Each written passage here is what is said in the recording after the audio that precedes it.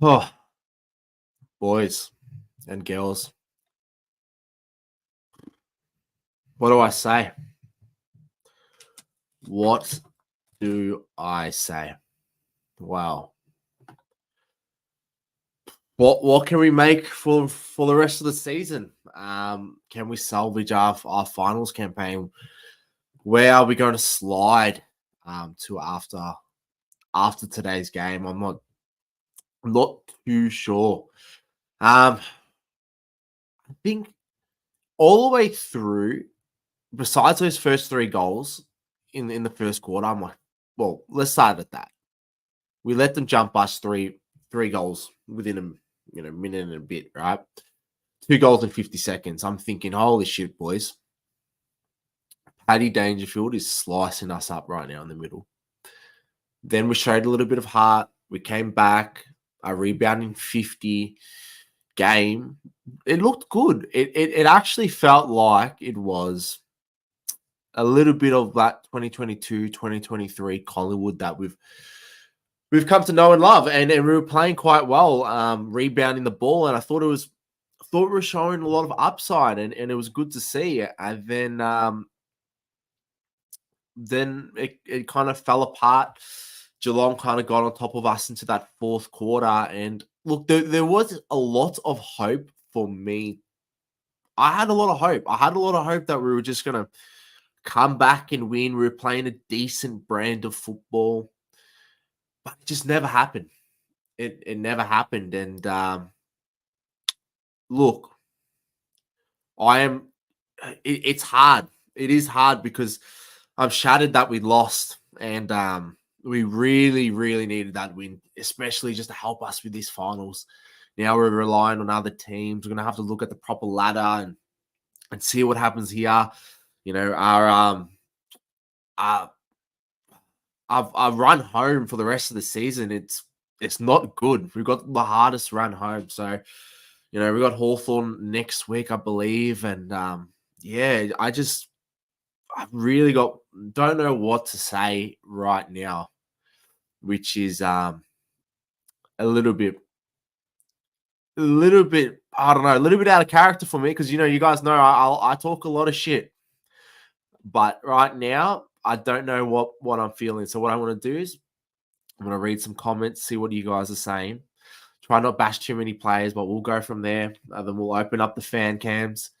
Anthony's coming in hot and steady. You know, he was texting me throughout the game. I think the pie performers on Monday were able to give a little bit more insight because Anthony was there seeing people running in their running patterns, and we can really give an analysis on that, or he can.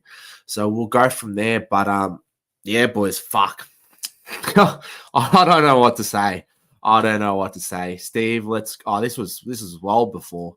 But let's just get to the nitty-gritty, isn't it? Too much influence from our VFL games. For me, VFL players, our best players play down on their level.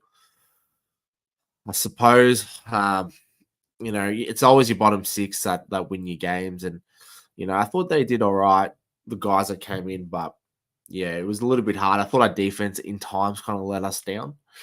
But, yeah, let's see if there's some decent comments in here for me to respond to that it's completely not bashing guys. Cameron's one to do a lot of turnovers, doesn't look ahead, just kicks the ball forward and then turns over. Is this in regards to like Darcy Cameron, like Ruckman? I think he's all right. Look, he's a Ruckman at the end of the day. He's not going to be an elite ball user, but I do like the way he goes about it. You know, the way he marks the ball and can kick the ball. I think that's why you see a lot of the time Darcy Cameron does look for handballs. So, you know, we'll go from there.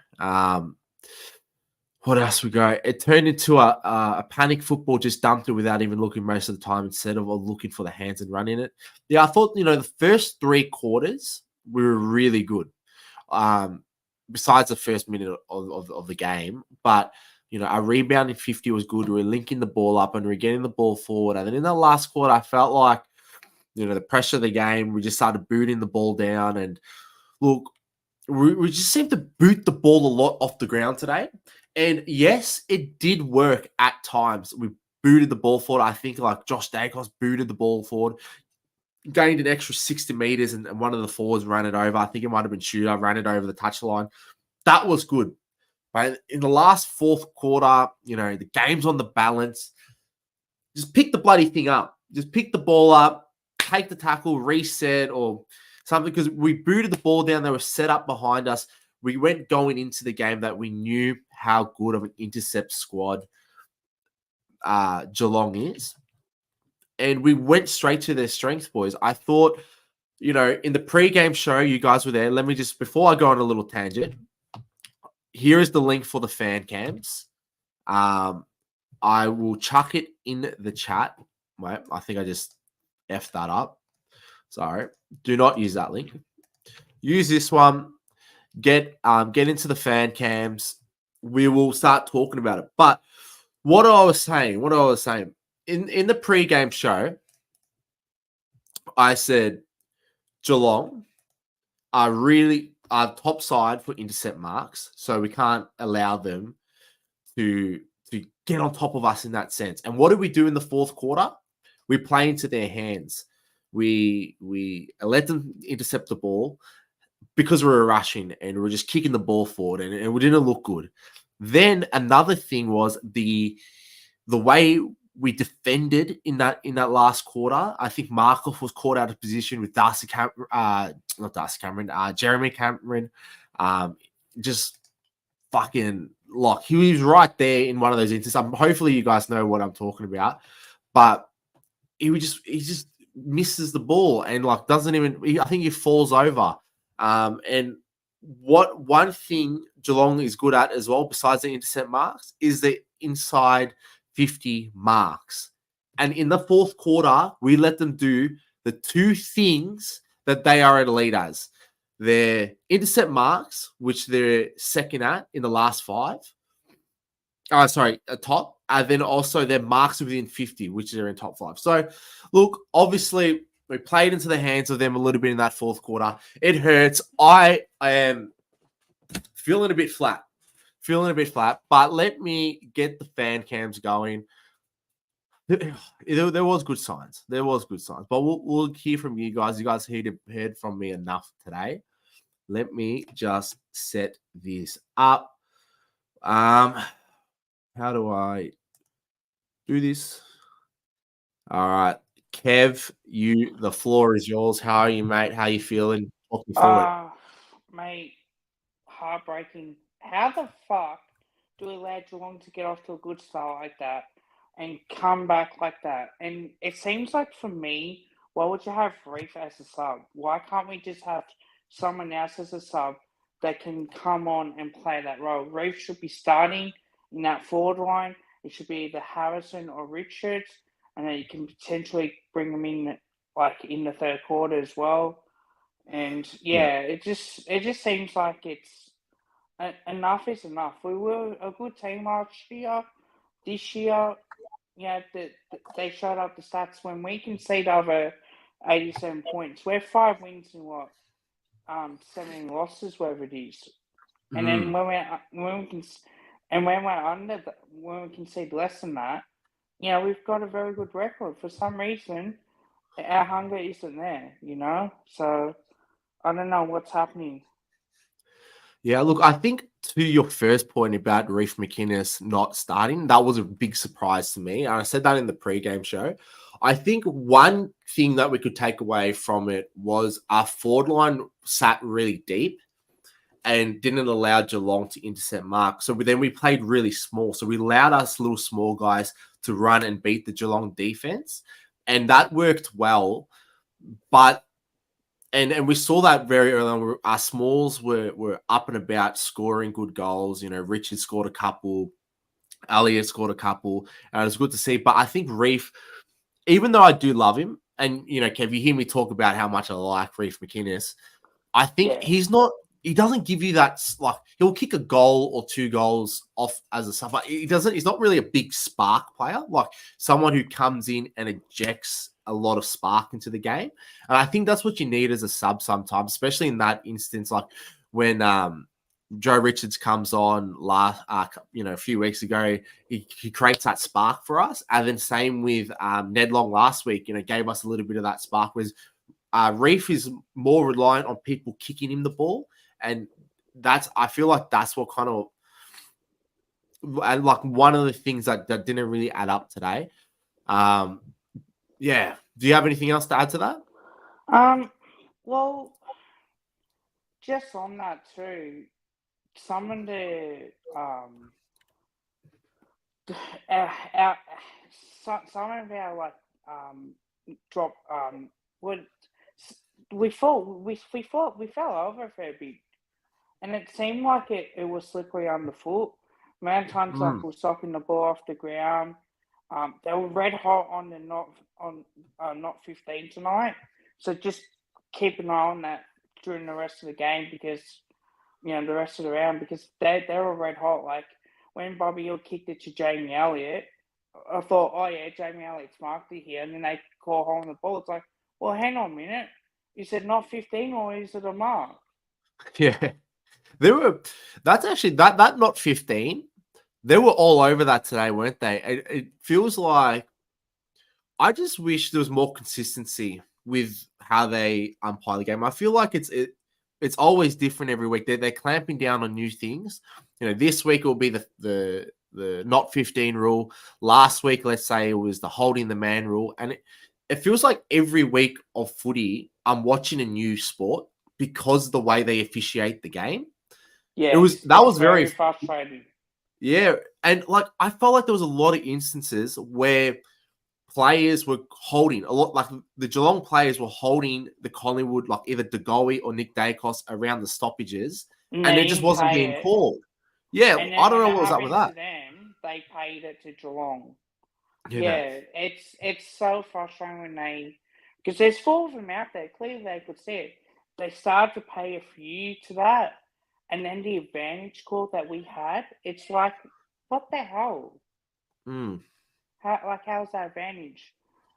But when the Geelong paid the advantage and the Geelong played for it, they actually paid us a free kick. So that was a real surprise. Yeah.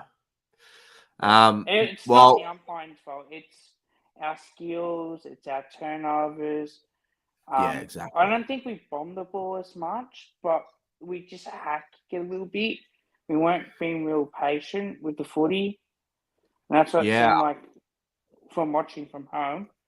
But yeah, I'm nervous about Hawthorn next week. I don't know, they're a bogey team. Yeah, they pushed us earlier on in the year, didn't they? We just held on to that win last time. It felt like they were going to beat us, and they weren't as in form as they were this time next week when we're going to play them. So that's definitely going to be an interesting one. And yeah, regarding your thoughts about us not bombing the ball, I thought we were a lot better than that, like better today than we were last week. Last week I felt like we were bombing the ball a lot, but today the inside 50 looks were a lot better. It's just in that last quarter, I think we let the moment kind of get to us, and we went away from that. But yeah, don't want to harp on about it. But also as well too, sorry mate, is Bobby Hill. He needs to stop calling Will Hoskinelli for the footy.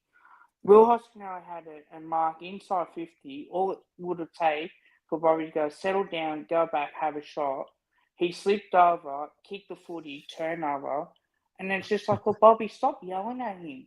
Let him go back and kick the footy, because at least he can have a set shot. Doesn't matter if he's missed it or not, but at least it's a score for us. You don't need to try and be so selfish and wanting the footy all the time.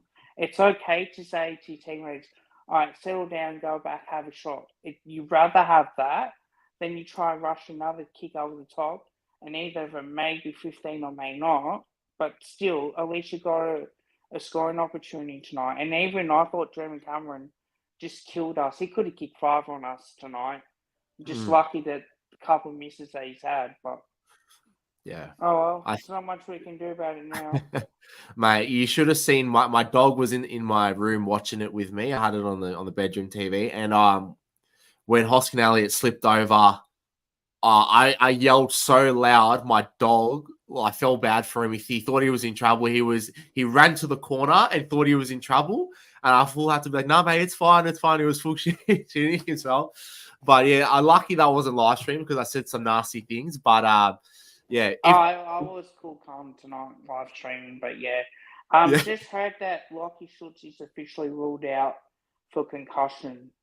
Oh, really? That's no good. It just came up by John Ralph on Twitter, so yeah. Saw that collision, but because he didn't look like he was concussed. I don't know about you, but he didn't look it. He looked fine to me. It's hard with those concussions. A little head knocks can be a concussion, but look, we've got a couple people waiting. Why don't we sign off with what's one good thing you saw today from Collingwood? Jamie Elliott's mark. That was a brilliant mark. It's good to have him back. We missed him. We're playing for the rest of the season. I think McStay should be back next week.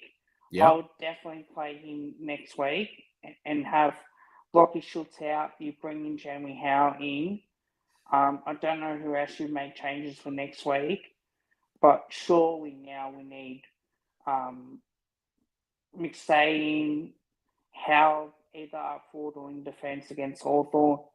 And then, you might need to make either you drop Ned Long or you drop someone else, or Markov maybe might need to be dropped. Yeah. Yeah, nice. Yeah, it'll be interesting. Hopefully tomorrow McStay ticks the boxes, looks good in the VFL. We'll be there for that. So elite. It does well for half. Yeah, well, you're gonna have to report back to us and let us know. All right. I will, mate. All right. Too easy, Kev. Appreciate you jumping on. Yeah, cheers, man. Thank you for having me on. Love what you guys do as well. Yeah, too easy. Thanks, Kev. For all Collingwood fans. Love it, mate. Cheers. Have a good night. All right. Yeah, you too, mate. Bye. All right, Mick. The floor is yours. How are you? How are you?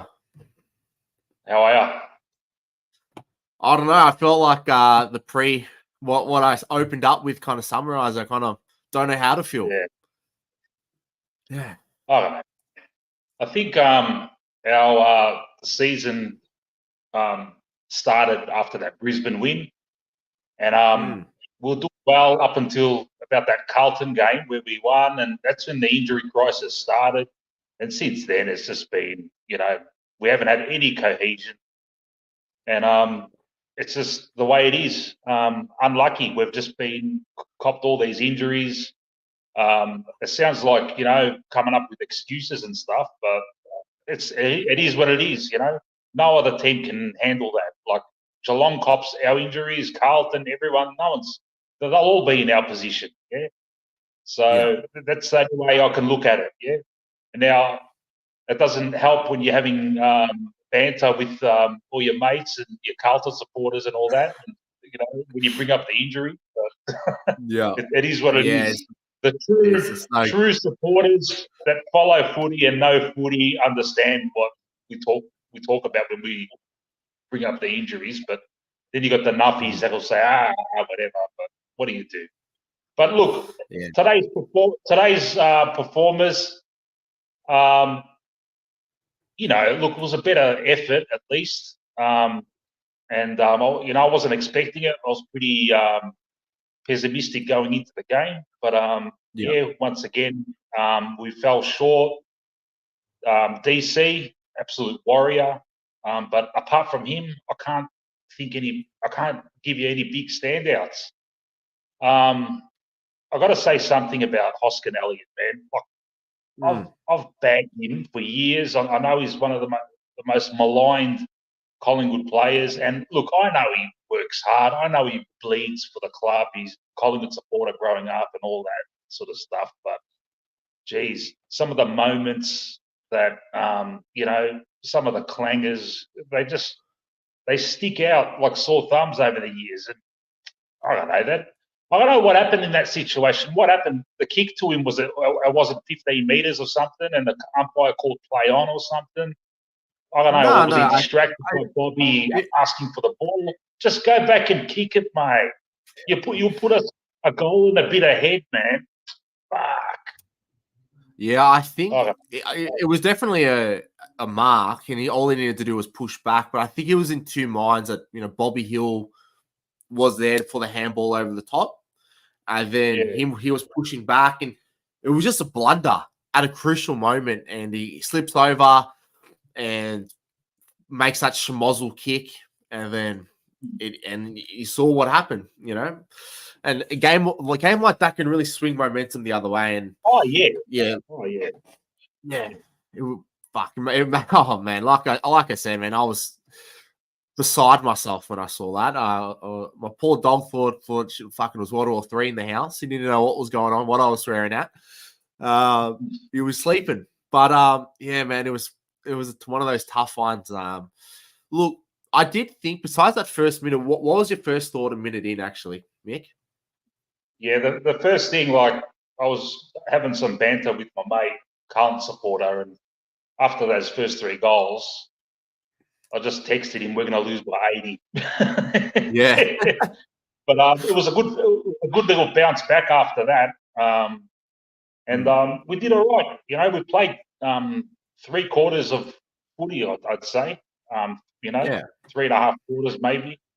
But it's much better showing than playing just 1 quarter that we did the last 3 weeks. Yeah, last 3 games. Yeah, look, I think I'll go back to Essendon. Like, Essendon was a game where I was angry because we played such a good brand of footy for 1 quarter and then just fizzled away to nothing. Like, it was just really annoying to watch. Whereas today, even late, I still thought we could come back because we were playing a good brand of footy for the whole, pretty much most of the game. And then, we kind of went away and played into their strength into the 4th quarter. But there was still that little bit of me that thought we could still get it done just because, we were still looking good in passages of play, even though we were turning the ball over. But I'd much rather go down like that than last week, because last week was disgraceful. But I don't know what you do now. I don't know. We're going to have to wait and see the results. Everyone's feeling a bit flat now. I've always got hope, and like, even if we win the next 2 games, say, all right, Hawthorn's winnable. Yeah, they got done last week, so they're gettable. With the performance we played today, Hawthorn's gettable easy. It's not an easy win, but we should be confident going into the game. And then you got Richmond after that, and then you win those games. The group could be up and about. Then you got Carlton after that. Then you never know. We match up well against Carlton. We always show up. And then you never know. See, we could end up playing Sydney, and they could tank it because they don't want to go hard. You don't know, mate. Yeah. And Brisbane, we always play well against Brisbane. So you just never know, man. You never know. There's always hope. Just have hope. And at the end of the day, it was the injuries, mate, and that's all you can do. That's all you can say. Just one thing, out of all the injuries we've had, today proves that Elliott's probably one of the biggest ones we missed. Jeez. Yeah. And how sharp was he? I couldn't believe it. Like, straight back to his normal self. That's ridiculous, after out for so long. He didn't help, and there was no help there. So, yeah, would have been good to have a fit Checkers next to him. Yeah, exactly right. Story of the year. I think that's the motto of the year this year with just all the injuries. But look, Jamie Elliott, coming back from injury, he just looked like he hadn't missed the game. Like, he just ran all day, worked both ways. Like, even defensively, got up a little bit of a specky as well. Looked really good. I haven't even looked at the stats yet, but like the eye test, he passed out with flying colours. Absolute flying colours. And I guess that's the silver lining there. I gotta call yourself and Anthony out, because I know you're a big fans of Lipinski, but fuck, man, I haven't seen him do shit for fucking 4 weeks now. I know he's one of those link-up players, and they have quiet games every now and then. But mate, we're trying to get back into a groove here. We need you to step up. Your shoulder injury was 2 years ago, mate. This is the time. We need you, mate. And I don't know. You don't see him sometimes, and he looks a bit, can't handle the pressure sometimes. Yeah, I think today, look, he snapped that all right goal at the first quarter. And what I like about Lipper, especially today, is he gets the ball a lot when he's on the ground, when he's kneeling, and he's just picked up the ball or whatever reason why he's on his knees. But he's just got the composure to hold and then flick the ball out. And he normally hits the target, and that provides some run.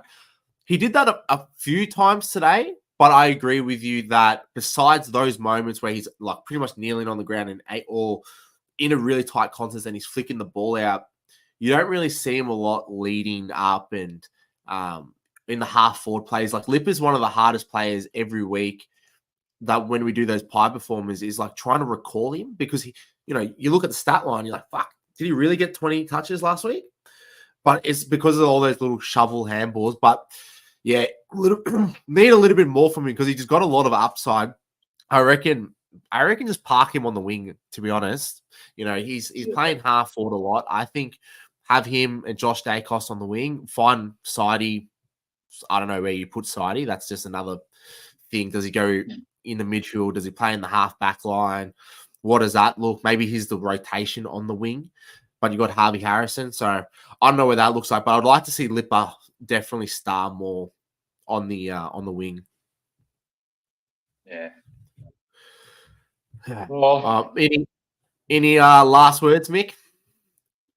Yeah, nothing really. Just a bit flat, but still got hope. And even if we bomb out, at least once Carlton, Essendon, Geelong, once they all bomb out in the finals, at least we can just stick the boots in then. Oh man, but, I hope Essendon don't win a final, just so that bloody finals drought win just continues on. And it's possible too. It's possible too because they're so overrated. They've had the easiest draw. They played West Coast twice in fucking 4 weeks or something. Come on, man. Yeah, I think they played North twice as well, if I'm not mistaken. Yeah. No, that's it, mate. That's all I've got to say. No worries. We'll regroup. We'll go again. All right, Mick? No worries, pal. Have a good one. All right. Too easy, mate. All right. See ya. Bye. All right, boys. I just put the link in again. So yeah, feel free to join. There's a couple of people waiting. I promise we'll get through everyone as well. But yeah, well, I still feel flat. But we pass over to a man in New Zealand. Benny, how are ya? How you feeling? Hopefully you can speak a little bit louder today. Yeah, I figured that when I talked to you guys last week, I had my headphones on and I wasn't making much noise. And then I thought I'd try it without the headphones and it seems a lot better. So it's like, I'll just try that. So nice. Right. I know it's late. Like, you know what? It's is it 12:54? You 2 hours ahead? Yep, nearly 1 o'clock in the morning. That's all right. Yeah, I respect it. I respect you for one being. If you guys don't know, Benny's a massive AFL footy fan. Always messaging me and Anthony. We're talking footy all the time, which is good. And he's in from New Zealand as well, staying up late and watching the Pies game. So really appreciate you on. But look, the floor's yours. Got any words for the boys, and what do you want to talk about? Man, those first 2 minutes, I didn't have it on the TV at the time. I wanted to check my phone. Like, God damn it, what was those first 2 minutes? Yeah. And then when Bobby Hill kicked it to Jamie Elliott and it was not 15, play on, and he got done for holding the ball. I wanted to biff the TV. Like, what are you doing, Bobby? Take the shot. Yeah. It was a frustrating one again. I was like, it wasn't a big blowout, wasn't a huge loss, but it just felt deflating. It's just like they were there for the taking and we just didn't take it. And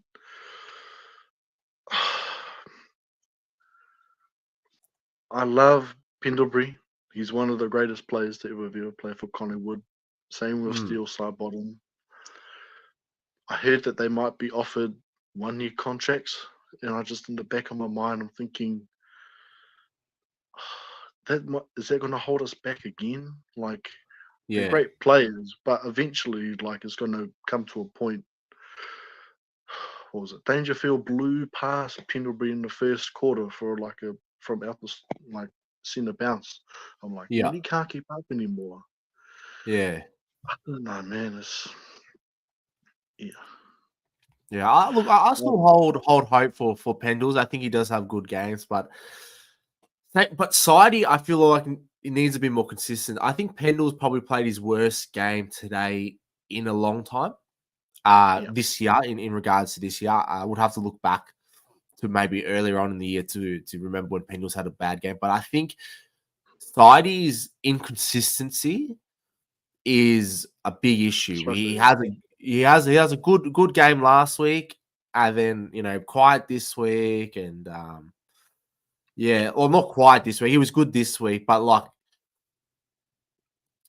it's more so like how many games can he string together? You know what I mean?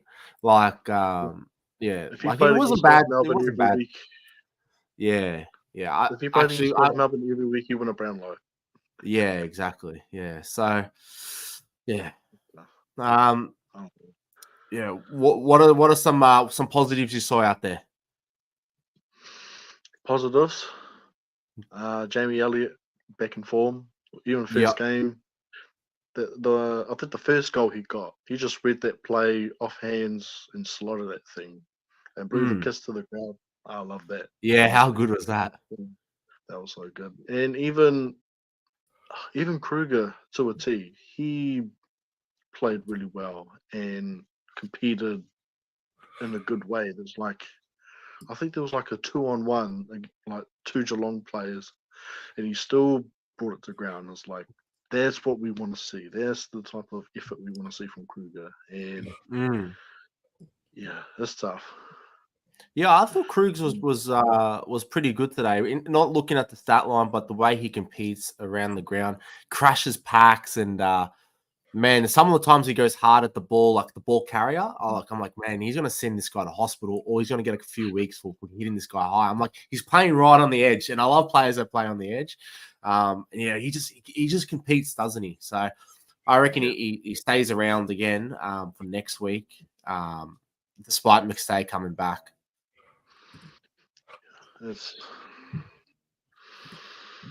like I say, it's a frustrating one. Like, I really hope that they would pull through and get through this one. And it's just like, I feel like with all the teams around that top 8, it's like every game is crucial. And like, we dropped this one. I don't know. I don't know what to think. Do we need a missed finals to regroup again? I hope. I still believe if we made finals, no team would want to play us. But there's also the back of the mind, like, we've had so many injuries. These guys need rest desperately and need a reset. And I think whatever happens at the end of the season, there might be some changes, but we definitely need a reset. Yeah, sure. It's one of those things with an aging list. We've got the oldest list in the AFL, so it does come a time where you reach the pinnacle, and then you're going to be going on the other side down the mountain. So look, it will be exciting to see what moves we make in the off season and where players land. But I think for now, we just got to stay positive. The season's not over. We're just got to continue fighting like you're always on about, Benny, and we'll find the wins. I still back the boys to just find some wins and just get us into the 8. Then when it comes to the 8, well, like you said, no team wants to play us. So hopefully it all comes together for us. But time will tell. Yeah, exactly, man. It's one of those ones. One of those ones, man. But look, Benny, we appreciate you jumping on. I know it's late, so love you always joining in and the chats as well. Yeah, cheers, team. Too easy. All right, before we get into the some more fan cam, champ, the champ's here, huh? You could say so. The defeated champs is here tonight, brother. Well, considering I'm running the show today, Go on. the floor's yours, champ. Hit us with it. How you feeling? How was the game? I just want to say I haven't looked at a single stat. I wanted to look at this game with none of that bias. The first half, I thought we looked, as a message you, Chance, we actually looked all right behind the ball defensively. They probably had our number in the midfield throughout clearances. And then the tail of the second half, and it was very clear to me, and I noticed it quite early, I felt like they just chipped away at us with their uncontested possessions. I don't even want to know how many more uncontested marks they had against us in that second half alone. It was something I mentioned about Essendon with the way they were just able to move the ball. Same with Gold Coast. It was more the same this week. But, yeah, I mean, brother, like the injuries as well doesn't help, right? Like so many injuries. Howe and Mychek were out this week. At some point, it's just all going to sort of collapse. At least we're still competitive, right? Like you see Richmond with all the injuries they have. And look at them, man. So, yeah. Any how was the food at least, huh? Was it all right? The food was actually unreal, bro. It was unreal.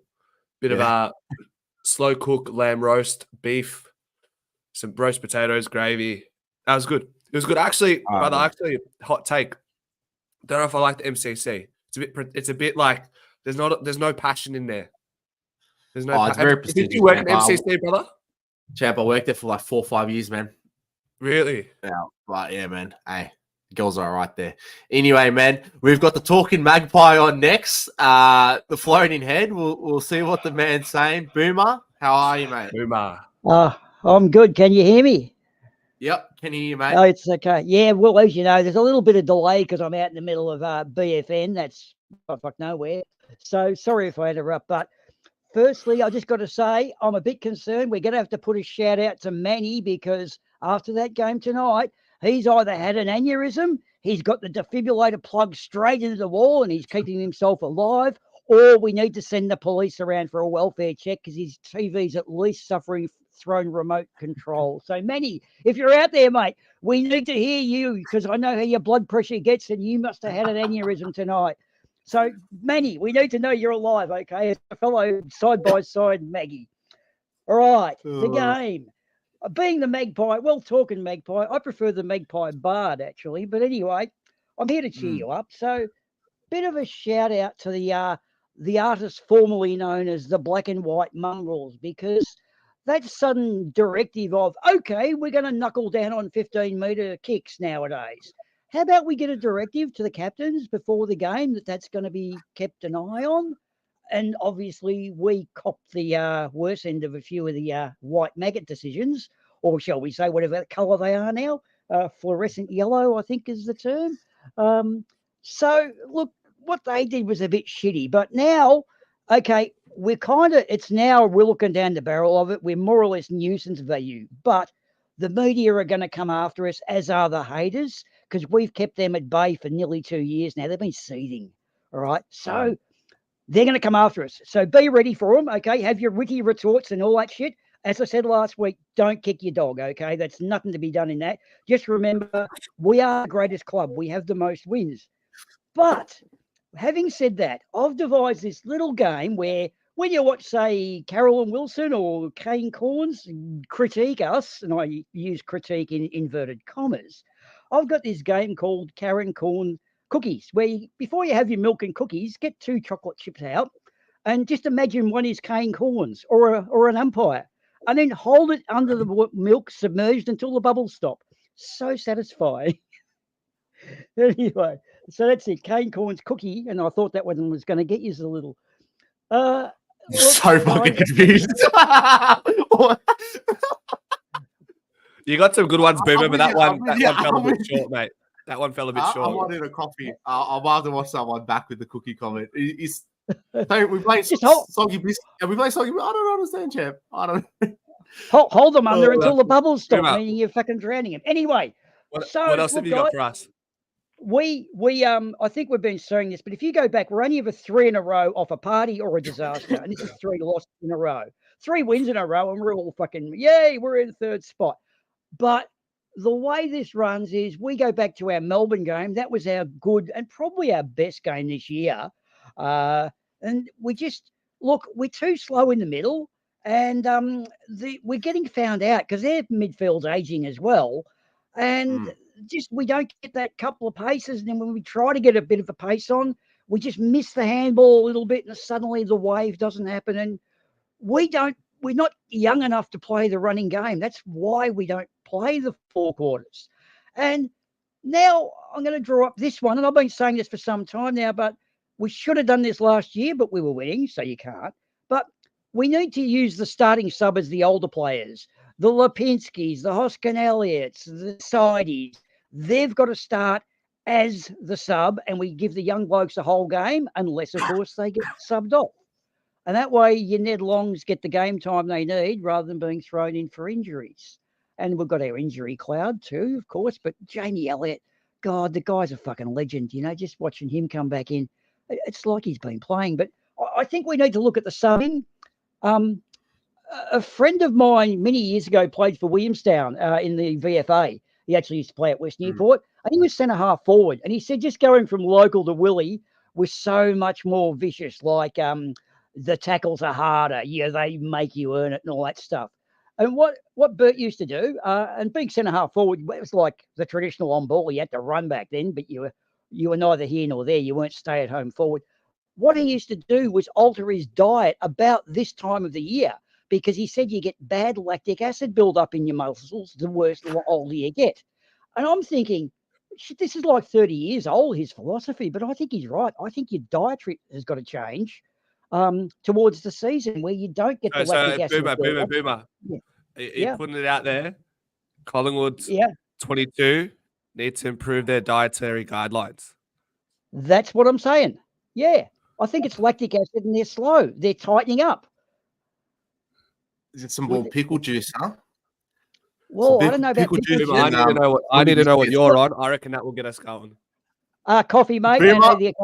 Coffee and the occasional joint. Look, all I can say is when I used to play indoor cricket, I used to have a lasagna the night before because La Porchetta do an awesome fucking lasagna. I do a lasagna the day before for 24-hour energy, and I have a short black at a Lygon Street cafe before the game. And, mate, it used to work for me. So the glucose hit the start, the caffeine hit, and the lasagna used to get me going. I reckon they need to look into it. Anyway, guys, been a pleasure. But before I let you have your show back, for the next few weeks, I've started a Discord server called the Mighty Magpies, which I've had sort of open for about a yearish now. I'm working on it. I would like to know if there's any volunteers out there in Magpie Land who would like to come and join me in building this Discord server. And for those of you who don't know what a Discord server is, it's like Facebook, but it's got a voice chat. So it's like a place to come and talk Magpie and look at our history, the famous Britannia Football Club, and just, look at articles, and we promote you guys. And do you have my Instagram by any chance? Do you do Instagram? No, I don't, mate. I'm a boomer. We do Facebook. That makes sense. I'm going to send you my email. I'll send you my email, mate. And what you can do is send me the link, and I'll put in a community post for people who want to join. I think Kev's Magpies just said he's keen. So if you send me an email to that email, guys, Boomer, I'll be able to share it in the community post. And then with that link in one of the next live streams, I'll be sure to share it out as well, Boomer. Get that going. Wonderful. I've got Swoop Luke on board, hopefully. I've had a chat with him about it too. And so look, all right, great guys. Go Pies. I'm really sad we lost it. I won't have any funny stories for you this week because I think our season's nuisance value now. But good to see. I hope the game wasn't too tragic for you, Anthony, and I hope Manny's okay. Manny's alive and well. He's actually waiting in the rafters. Okay, cool, good. All right, go Manny, go Pies. I love your stuff. And see you next week, boys. Have a good one. Love you, Boomer. Love your stuff. He's absolutely cooked and melted my brain, but at least I laughed, champ. It was a good one. He's a good man. He is a good man. Chav, you want to introduce the next man? Give me a dosage of some Manny Dacos, man. Mate, that comment of him sounds like he's the epitome of what a magpie would sound like if he talked. Fucking said Eventually. Yeah. That was good. But anyway, we go from Mr. Harvey Norman himself. We chuck him on, the good guys. Here he is. Hey, boys, what's happening? Yes, mate. Yeah, so how was the Euros, Caleb? How was Lucky? It was good. It was good. Second to lucky for the day. Yeah, I had an Well, open plate for lunch. And did you warm it up? It was good. Did you warm it up or did you have it cold? It was like lukewarm. It was lukewarm by the Was time I it? ate Yeah, it. for Anthony. How are you, Anthony? Right, buddy? Yeah, so mate, we're getting through it. We're getting through it. That's all you can do. What was that fucking crap? It started from the banner. Read the banner, what it said on their banner. Cold pies, they're calling us cold pies, and we come out fucking freezing cold. Did you see it? It was a slow start. Hey, boys, over and done with. That's it. Pack it up. That's it. We're done. The hunger's gone. You can see it from a mile away. That's it. All this analysis and all this bullshit, it's all crap. The hunger's gone. They don't want it anymore. Right? You can see it from a mile away. 3 games in a row now. They don't want it, boys. We're going to look to the future now. It's time to go shopping. Time to go shopping. Time to be ruthless. We need players, mate. We need defenders. We need fucking another couple of midfielders. Right? We need to go shopping. You can see it, bro. They don't want it anymore. The hunger's gone. Last quarter, 150 pressure rating. We were 10 points down. They come out and they gave up. Geelong was just kicking keeping the ball up us, isn't it? Yeah, they were just kicking the ball around in the back 50. They didn't want to mark up. They didn't want to man up, right? Players aren't putting their heads over the ball. The only players that are playing well are the ones that aren't premiership players. Can I just say, Manny, did you guys notice via the broadcast how many times we would just knock the ball forward without trying to actually pick it up? There's times to do it, but I feel like we were a bit too excessive with not wanting to pick the ball up beneath our knees. Champs, Manny, thoughts? Yeah, they don't want to put the head over it, bro. They don't want to put the head over the ball. You can see it, bro. The hunger's got. It's like a listen. It's like a boxer, Mike Tyson, right? He should knock everyone out in fucking 5 minutes, right? 1 minute. Manny's doing a WWE entrance right now with the lighting. Yeah, but I'm saying, I'm giving you an analogy, right? Mike Tyson used to knock out people in 1 minute, right? The hunger was there. As soon as he lost his hunger, he started getting knocked out. I'm telling you, the hunger's gone. You can see it. I know Collingwood footy, bro. You know what it's like, but you can just tell. When I was watching this game, I knew first quarter, second quarter, third quarter, even when we got in front, one goal, I could just feel it and watch it that we weren't going to win that game. I just knew it. You could just see it. It sticks out like dog's balls. The hunger's gone. They don't want it anymore. Hopefully next year the hunger comes back. But I'm telling you, you could tell it's not like last year. No connection. Handballs are missing. Lipinski's gone missing. They're all gone missing. They touch the ball a little bit. They show a couple little signs, but you can just tell that it's not the same Collingwood anymore. I know we know Collingwood footy, and you know what? Years ago when I used to watch Collingwood, the 80s and 90s, the early 2000s, never once did I look at the TV, right, and think that Collingwood wasn't giving effort. But I could tell tonight, right, that the effort was lacking. There were some decisions they were making that was baffling the mind. Mate, there's not even a player there. Where are you kicking the ball? Where are you kicking the ball? Mate, our defence is brittle. Our defence is brittle at the moment. Teams know. Last 3 weeks I've been doing it. Teams know. All they've got to do to us is this. Out of their back 50, they exit too easily. What they do is chip, chip, chip, chip, up to the 50-metre arc. They know our defence is brittle. They get it in there, right, and bye-bye Charlie. It's as simple as that. Last 3 weeks, they've been checkmating us all the way up the ground. No frontal pressure, no manning the mark, right? And our defence is brittle. Darcy Moore still is spluttering, right? Frampton spluttering. You could just tell that fucking something's missing. Something's not right. Something's missing. The hunger's not there. Last year, teams feared us. We were feared. This year, mate, teams don't fear us anymore. Don't know. The last quarter, Geelong knew we weren't coming back. As soon as the last quarter started and we were 10 points down this time, I knew we're not coming back. It's a different team now, mate. I could tell from the first bounce. They scored. They banged on one goal. They banged on one goal straight away, and I knew straight away. Also, we get in front. We bang on one goal in front straight away. They bang one back every fucking week. Bang another one on. Get another one on. You know what I mean? It's just ridiculous, mate. So I reckon we'll lose to Hawthorn.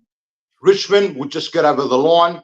The other four are very hard. I reckon we're going to get pumped, right? And I reckon we're going to slide right down. I reckon we'll finish about, maybe we're 10th now. We lost.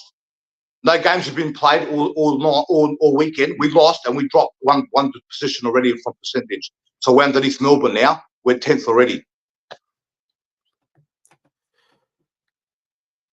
What do you reckon?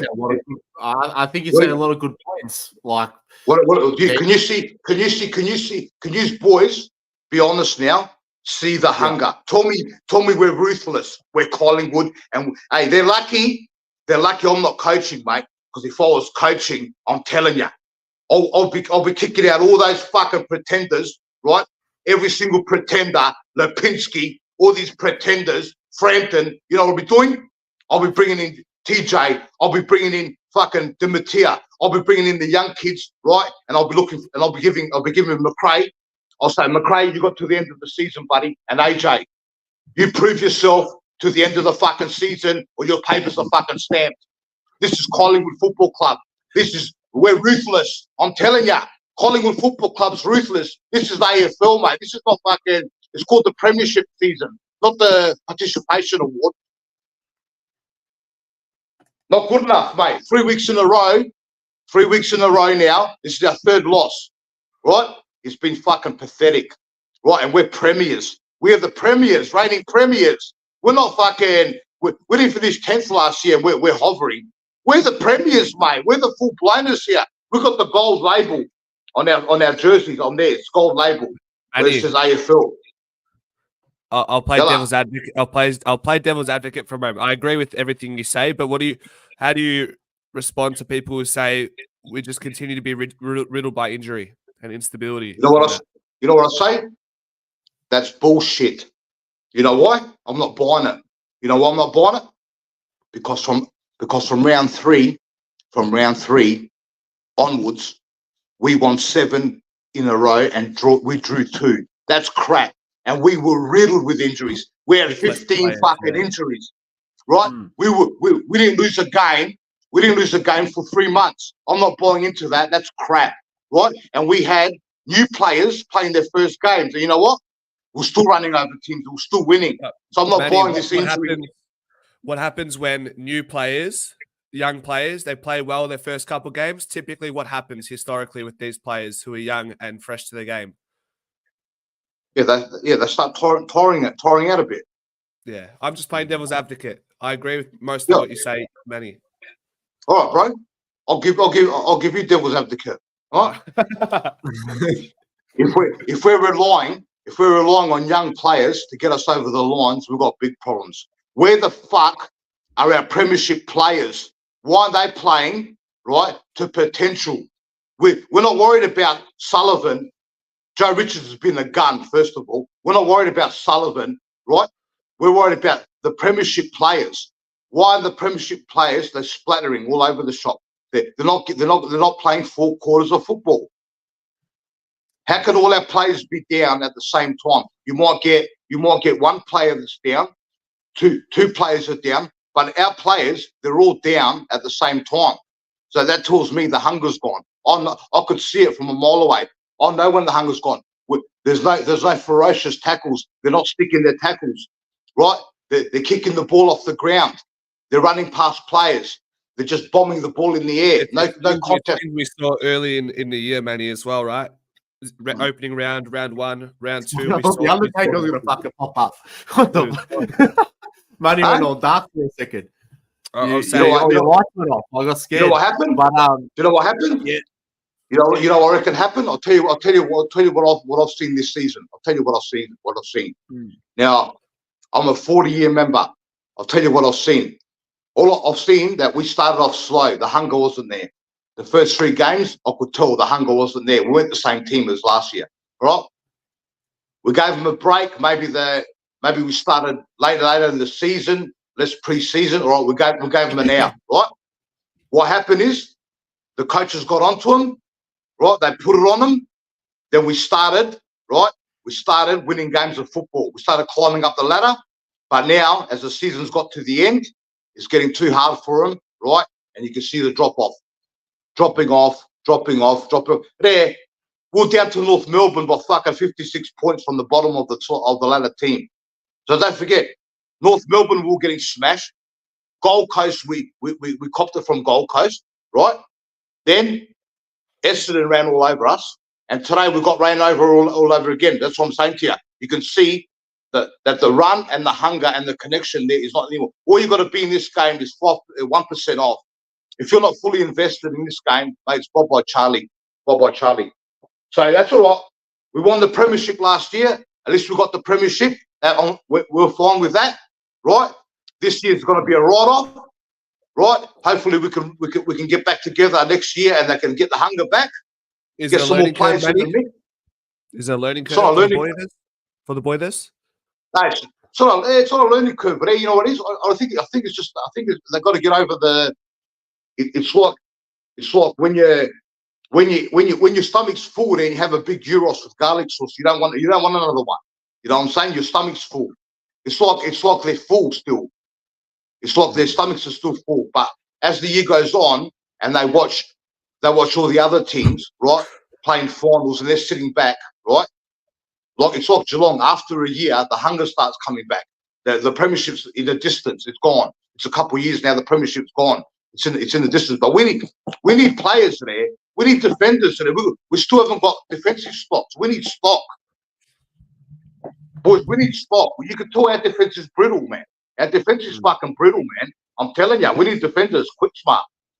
If we can land Barras, defender, that's quick. They can keep up with the guys of Cameron and your Larkies and your Kings as well. Like all our key forwards are way too slow.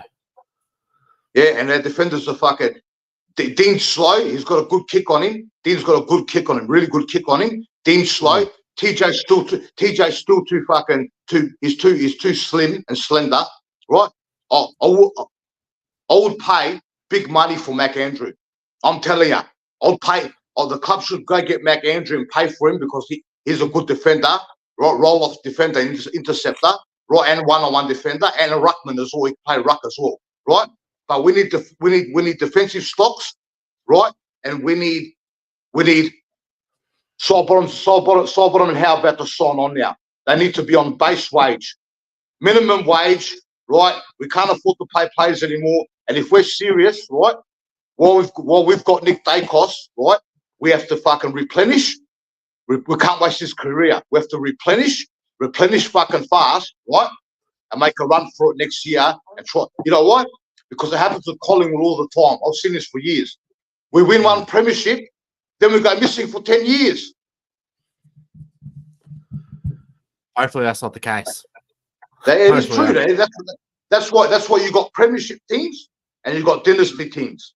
The dynasty teams stay hungry. Our coach is from a dynasty team. And you know what? All this bullshit, sack the coach and all this crap. It's all bullshit. Nothing wrong with the coach, mate. I'm telling you. The coach doesn't want to bake him yet. I'm telling you, he doesn't want to bake him yet because he doesn't want to lose the players. It's too early now.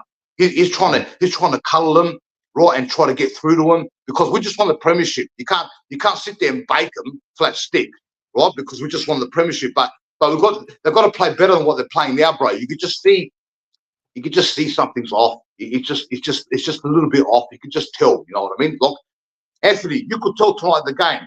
You could tell, bro. You were there. I know you could. You could see it. And you knew the boys were off tonight.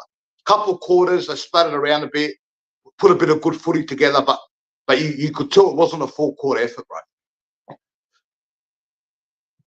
What'd you see out there? Anthony? You out there? What'd you see? I think I mentioned it before. I just mentioned, like I said, they moved the ball far too easily against us.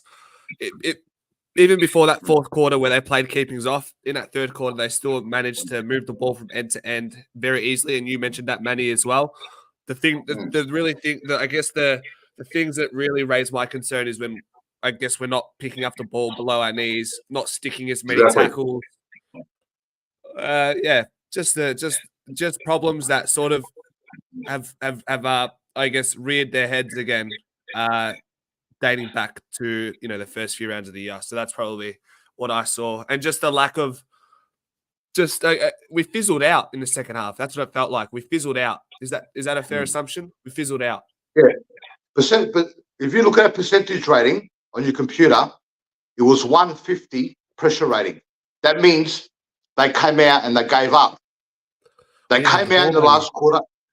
They came out in the last quarter and they fucking gave up because we're only 10 points down, right? Our pressure rating was 150. That's why they're kicking the ball. They're taking uncontested marks that easily. It was like watching a fucking training drill, mate. And we're renowned. We're renowned for our comebacks. If we can't come back from 10 points down, well, we should come back from 25, 26, 29 points down. We can't come back from fucking 10 points down now. The aura's gone.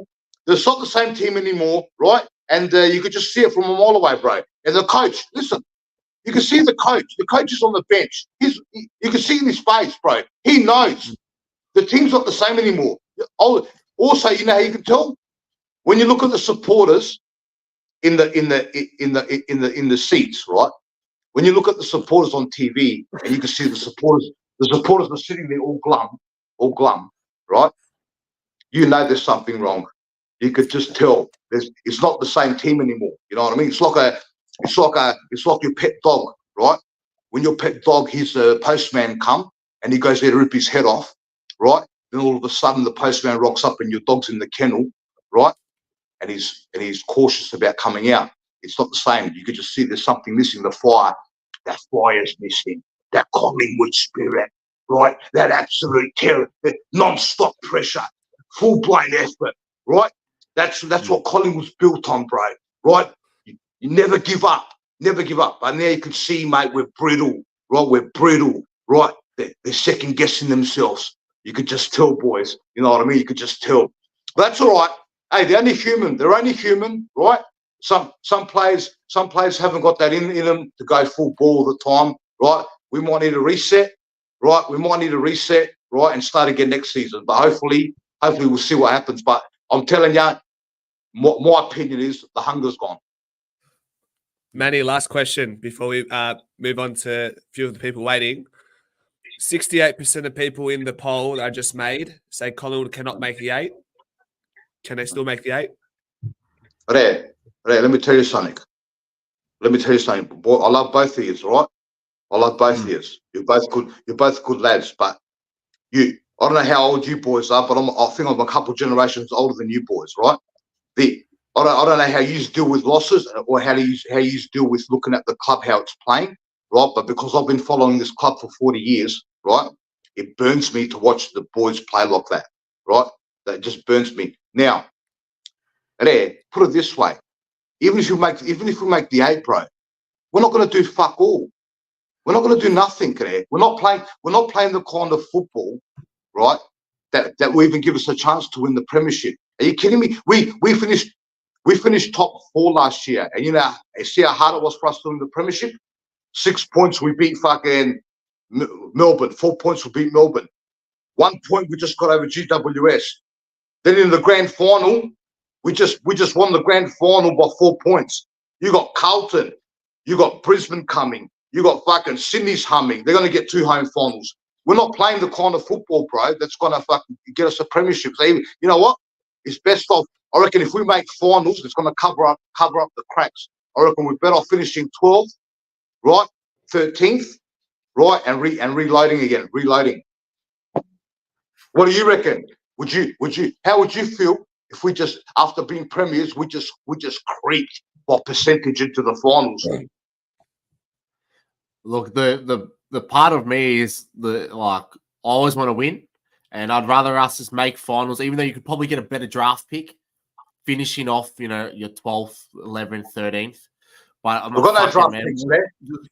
Roll the dice, man. Roll the dice, man. Just bloody make the finals and just go from there, man. That's why.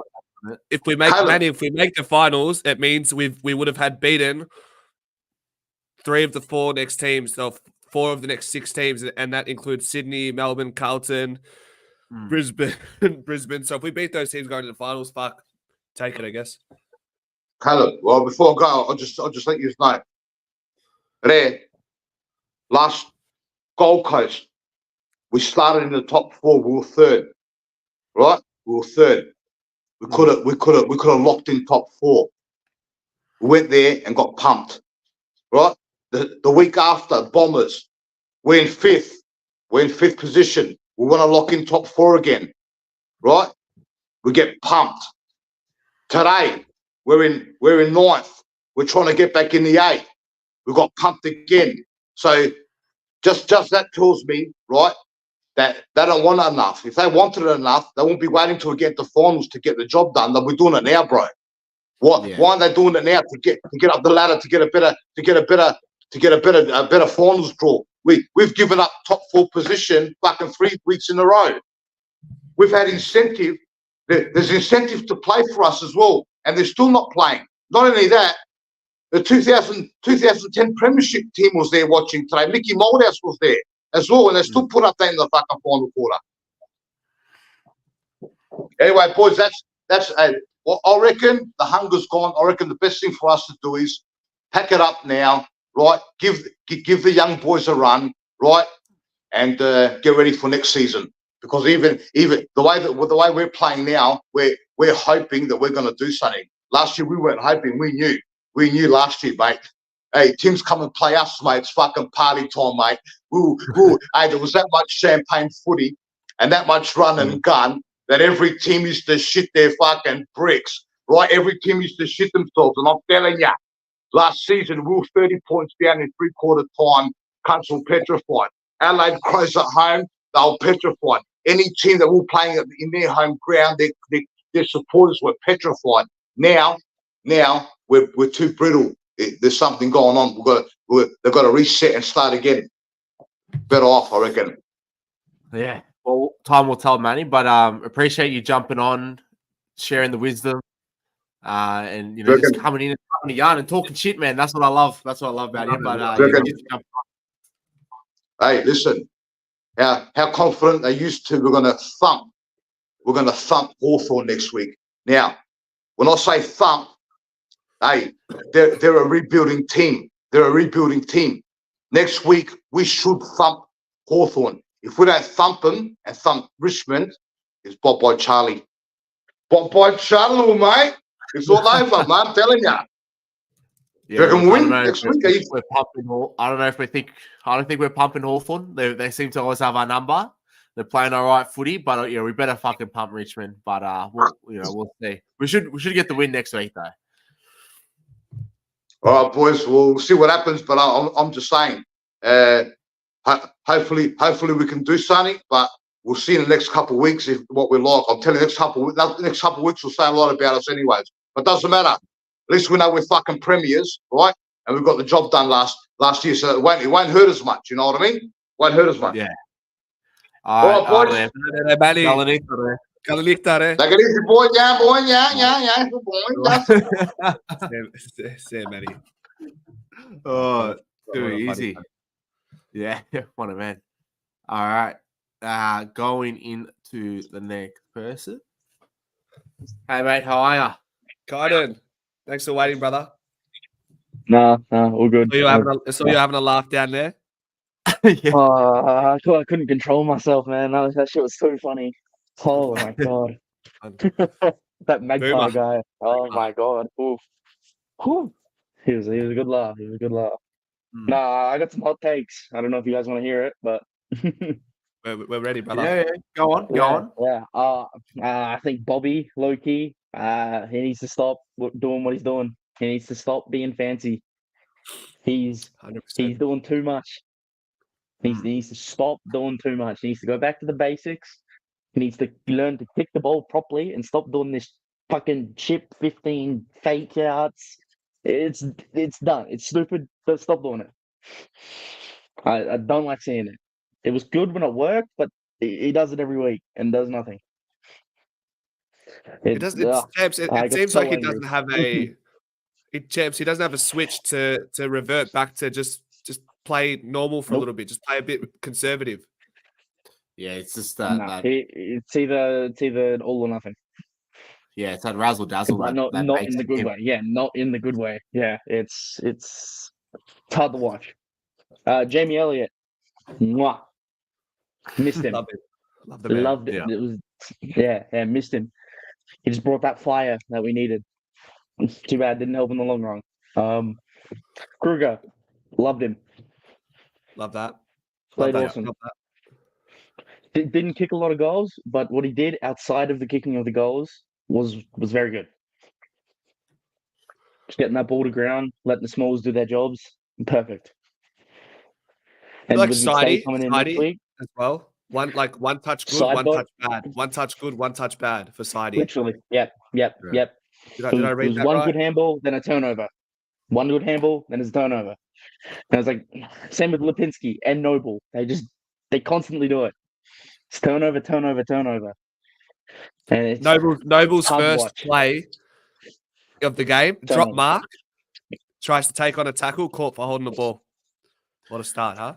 Yeah, a few of those holding the ball, I was like, what? That doesn't make any sense. The one on Nick Dacos on the wing, I was like, how's that holding the ball? He got chicken wing and he didn't have prior possession. They call it the perfect How tackle you these fit- days. Yeah, That's not the perfect tackle because how are you supposed to dispose of that besides dropping it and hoping I don't to mind kick it. it? As long as it's consistent, I actually don't mind that champs. Caleb, what do you reckon? Do you like that as a general rule?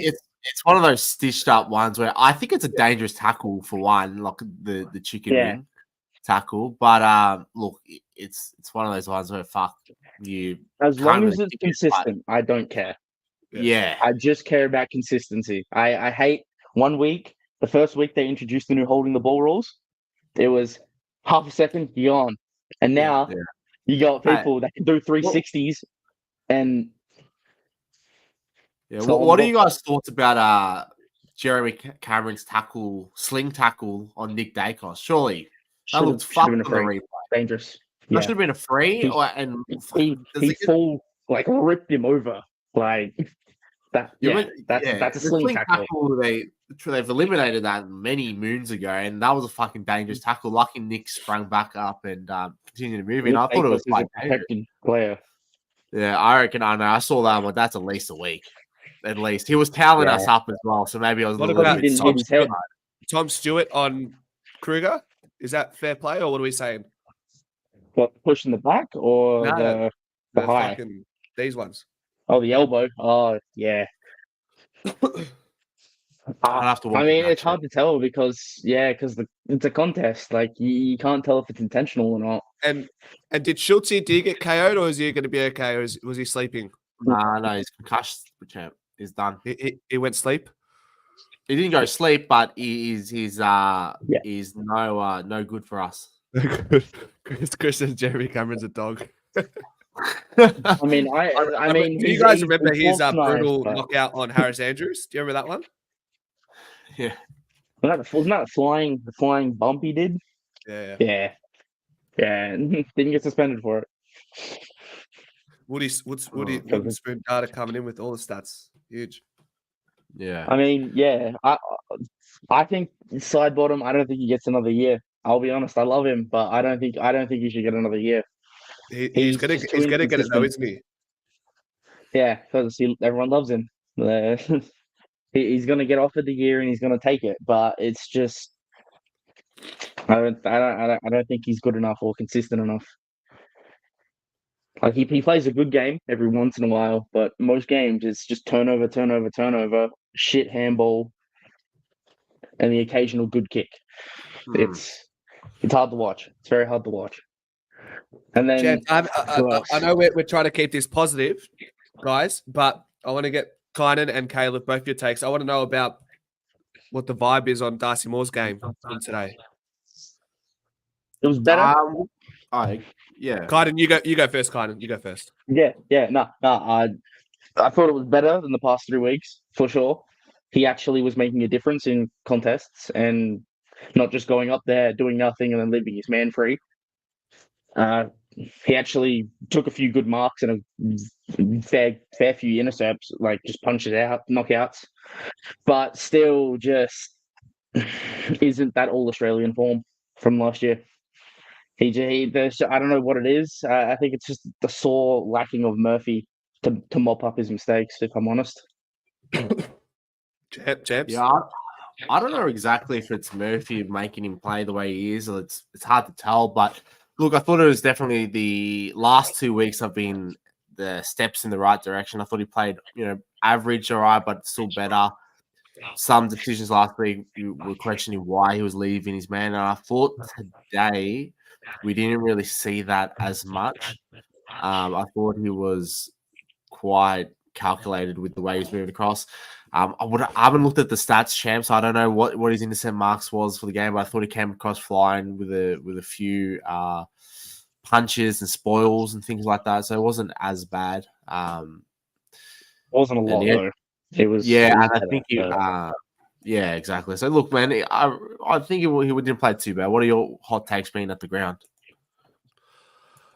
I think, like you said, because we set up reasonably well, he didn't have to make crazy decisions to play off his man at times. 8 disposals, one intercept mark. What I did notice on the ground. Sorry, go ahead, champs.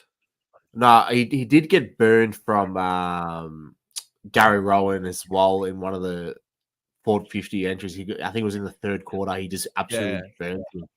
Yeah, smoked him. Gary Rowan's he's lightning though. He's fucking lightning that guy. But what I noticed at the ground as well is, and even Kieran was there as well, Chance, obviously.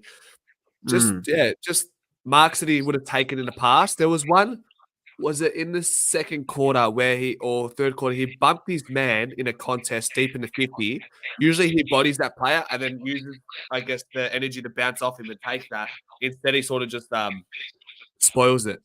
He spoils instead of marks these days. I don't know if it's confidence or I don't know.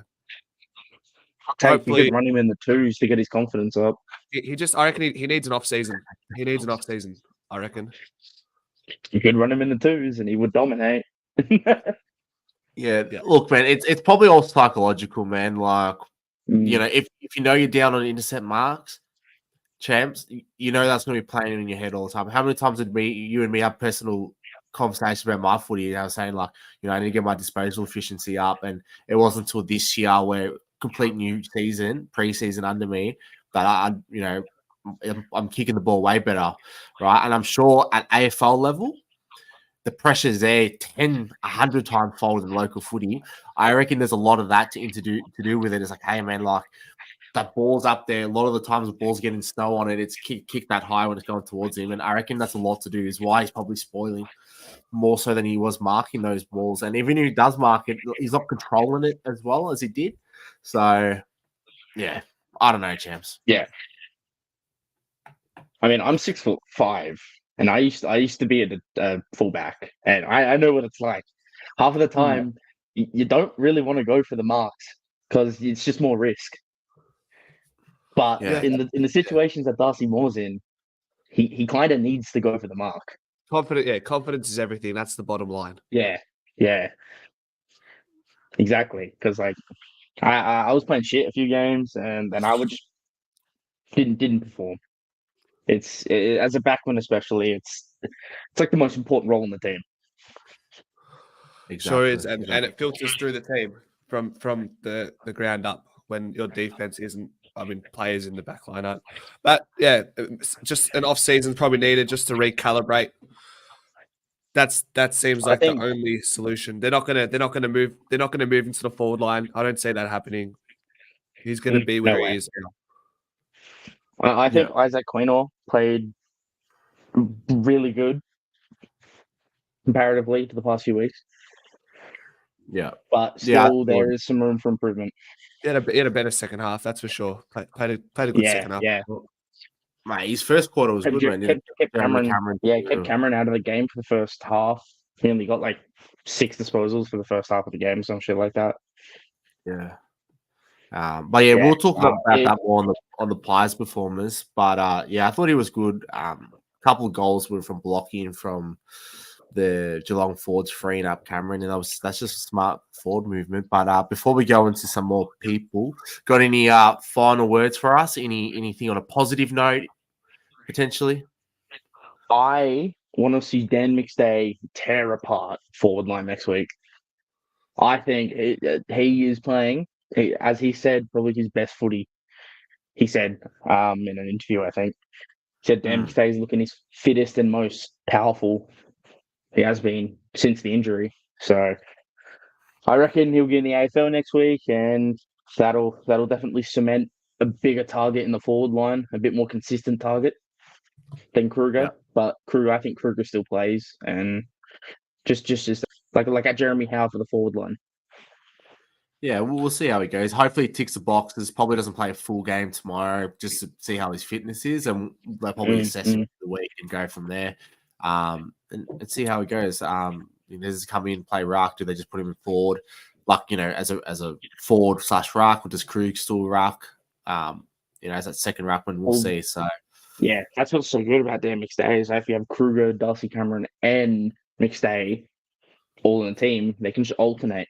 And it means Darcy Cameron is rocking 24/7, meaning he actually gets a break and can actually play a bit more of an offside role comparatively to being that key interceptor and ruckman.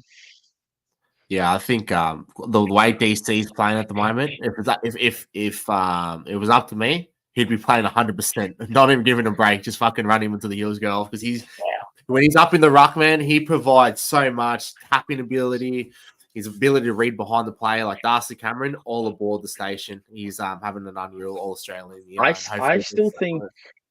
still think Mason Cox is a better ruckman than DC, depending on which type of ruck area you're talking about. If you're talking about the physicality, Darcy Cameron wins that 10 times out of 10. But if you're talking about accurate tap outs to people, Mason Cox takes that 10 times out of 10. Yeah, because Darcy Cameron just smacks it. He doesn't look for his target and look for the area that he needs to hit it to. That's because he wasn't a main ruckman for 2 years nearly now. So Coxie's learned how to read the play and where Nick Dacos is going, hit it to the space where there's open, that type of thing. And DC doesn't seem to be doing that. That's all I've noticed from ruckman. Yeah. So he's played ruck as well. So yeah. Yeah, there's going to be a little bit of connections with the midfield changing each week. But yeah, cheers, and mate. Also being 11 helps as well. But yeah, we appreciate lad. Cheers, mate. Good night, guys. Oh, let's go, chaps. Abs, are you there? Muted? I see. Yep, all good. Hi, mate. Abs, is this Mr. Wisdom Teeth? Have I got the right person? Hey? Is this the one who got the wisdom teeth removed, or is this the wrong person that I got wrong last time? No, wrong person. Right. Go ahead, as you were. No, good. Yeah, a bit of a frustrating night, really, isn't it? I feel like for the second week in a row, we just don't do enough when we've got the momentum. Like, we don't put it on the scoreboard enough. We're just and then it's like when we lose and then when the other team sort of gets on top, we don't have enough of a lead to hold on to. It's just it's not good enough. I feel like we're conceding too many inside 50s as well. I don't know how many we've conceded this game, but I imagine they were at least plus 15 by the end of the game. And the sheer weight of numbers, we're not getting enough inside 50s and we're conceding too many. You're not going to win many games of football in that fashion. Yeah, and our disposal efficiency as well is horrendous. We're running at, I think it was 51% or something by way of foot, which is not ideal. I wonder if that number is a little bit down because of all the fucking grubber kicks and kicks off the ground we did because we just didn't want to bend over and pick the ball up. But 50% disposal efficiency by foot is not a way you want to be moving the footy. Yeah, and again for the second week in a row, we just allowed the opposition to just chip mark, and just have I don't know how many uncontested marks. It seemed like there was about 1 million in that last quarter. I don't know. Is that? Do we have to start blaming that a bit on? And I know this is going to be an unpopular opinion, but do we need to start looking at the coaching for that? Yeah, I'm not too sure. It's one of those ones when you zone, sometimes you allow them to chip mark, especially around the width of the oval. But where they're marking the ball after they go wide is back inside the corridor. So obviously it's breaking down and it does need to be addressed.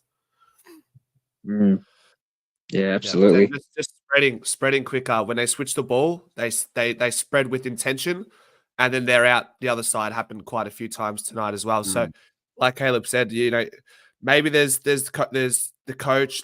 Maybe it's the personnel. Can players run and keep up with the intensity when they're just chipping it away? They take the meterage, and then all of a sudden they're in our full D50. It's a difficult one, but it's something I'm sure they're going to have to look at, because it's been a recurring theme for at least the last 3-4 weeks. Last year, we were like middle of the pack for conceding uncontested possessions. This year, we're bottom two. We're bottom two. We concede almost the most uncontested possessions in the league. Yeah, that's it. Yeah, I mean, I don't know if the way we've been playing the last sort of 3-4 weeks, it's not. We're not playing like a top 8 team, that's for sure. It doesn't mean that we won't make the 8, because we could maybe just step it up a bit in the next 6 weeks or whatever. But if we continue the way we're playing right now over the last few weeks, if we continue that, I don't think we'll win enough games to make the 8. Because we've got hard teams as well. You got to keep that in mind. Like, you're not going to beat hard teams playing like the way we're playing right now. It's just not going to happen. Maybe if we played like West Coast, and Richmond and North Melbourne or something like that. Maybe if we had those teams coming up in the next few weeks, we might, sneak in the 8. But yeah, we really got to do something, man. I don't know what, but yeah, it's getting a bit urgent now. Can't even beat teams like North Melbourne convincingly. We only bet them by a point the other week. And they found some form, but to champs, your point before, what was it? I believe it was. Sorry, where did I have it? I deleted it. This is embarrassing, but I was gonna say I think it was 21 more inside 50s Geelong had. I can't remember off the top of my head, but so that was no good. And it was kind of evident there, like 61, 68 the other week against Essendon. Can't remember what it was against. 68 Gold Coast, 61 tonight. Not sure what it was last week against Essendon. Probably, I think it was around the 50 mark. The thing is just trap it inside, get the ball inside 50. You might not score, but the way that we exit the ball will just fucking turn it over, and the team will eventually crack in defense and they'll score, which is happening every week. Yeah. Well, yeah, we definitely don't trap the ball in our forward line. It slingshots out of there, I reckon. Like, we kick it in. We sort of, even when we move it in there quick, we usually kick it to no one. Or we hardly ever kick it to the advantage of our forwards. And once the ball hits the ground, the defenders just run it out of there in seconds. It's ridiculous. Like, I sit sort of behind the goals a little bit on the Ponsford stand, so I get a good view of it, level 1. And it just slingshots out of there. And you can sort of see it coming as well. Like, sometimes you'll be like, they need to kick it to this spot, and then they won't kick it there. They'll just kick it like either too wide, or, they'll kick it sort of just not quite to the advantage of our forwards. And then, like I said, once the ball hits the ground, it's gone. It's out of there, and it's just been happening too much lately. Not keeping the ball, in our forward line long enough. And then also on top of that, when they get the ball out of our forward line, they got numbers everywhere. Yeah. And then before you know it, they're having a shot at goal. Absy. Like, geez, that was like, yeah. I've just put a poll in the chat. Did Ned Long show enough tonight to keep his spot for you? I haven't seen his numbers, but I didn't. I didn't. He didn't look like he did much to me, in my opinion. But he wasn't alone. At the same time, though, he wasn't alone there. There's probably a handful of players. Lipinski was pretty poor. Bobby Hill was poor. There's quite a few actually that. Even Lockie Schultz wasn't really. Who's your best on for the Best Pies? on? Yeah. Outside of Um, Jamie Elliott. ooh, outside of Jamie Elliott. Okay. I thought Darcy Cameron tried his hardest. As I always. think. He's the Yeah, man. that's what he done. He's the man. I don't know if he had like a great game, but I thought I was very impressed with Isaac Quaynor because he had a couple of like one-on-ones with Jeremy Cameron, and I thought, oh, he's going to get killed here, but he sort of held up, got a couple of spoils. Did he take that intercept mark late in the game against Jezza? Yeah, yes, he he did. Yeah, Yep. Frank the kick afterwards, but hey, that's all right, champ. Hey, Jordan De Goey, from the ground, I thought when he had the ball, he did really well. How did you guys view that watching it on TV, on telly? I liked I thought like when he's like he's a bit like a bull sometimes. He can just run through players. And I thought he did that a couple of times. Which was good, but then there was one where he sort of ran through a few players, but then up forward there was just Geelong players in the forward line, and he turned it over. But again, that wasn't really his fault. Like there was no one there to kick it to. I thought it was one of his better ball use games the whole season as well, to be fair. I thought he used the ball quite well. Yeah, he just looks so quick once he picks it up and bursting out of packs, and looked lightning quick out there. And he's got such a big boot as well. And he's hitting up a few targets. I think a couple of times, maybe there was nothing up on the ground, so he just had to boot the ball along. But overall, it was good to see. Yeah, I think that was the problem. A lot of times there was just so many other players around him that were down. It's just like, who do I go to? I can't do it all by myself.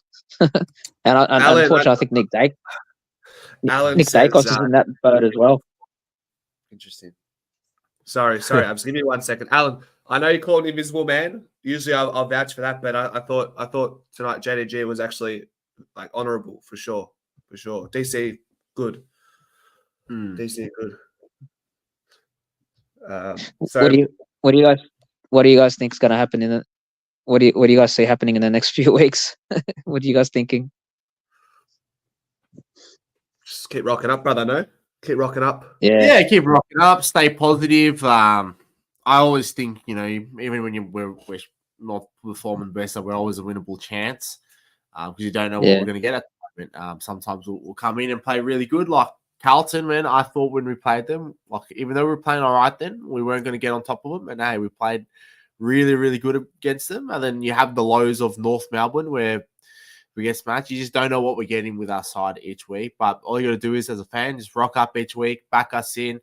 And we've got Hawthorn next week, and that'll be a good game. And Richmond, should get some confidence back. And then at least we've got some exciting games to round out the end of the season and the tough games and the character building tests. And we're really going to see what our team is made up of. Are we quitters? Or are we going to go home bloody swinging? Yeah, that's it. We definitely need.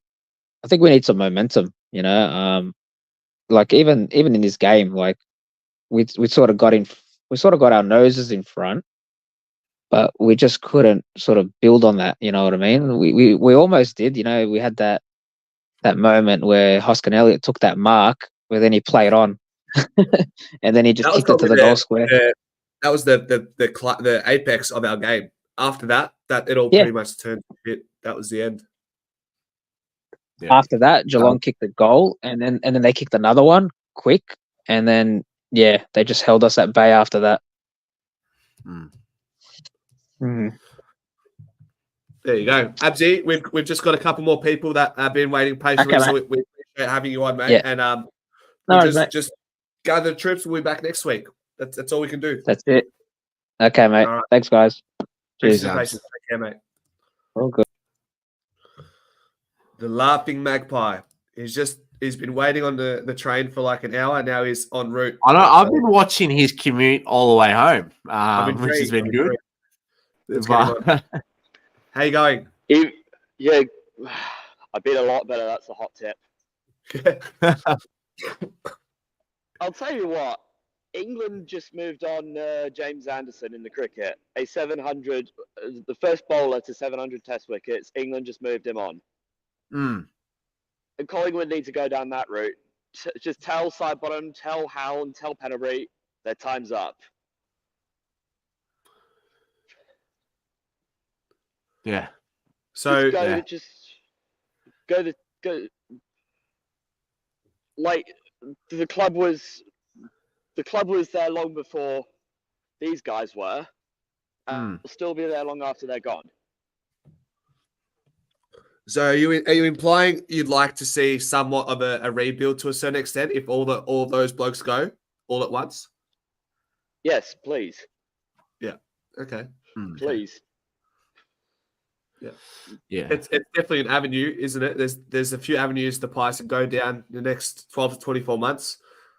It's probably one of the lesser desired ones, but sometimes it takes a hard call, and some people see it your way, Magpie.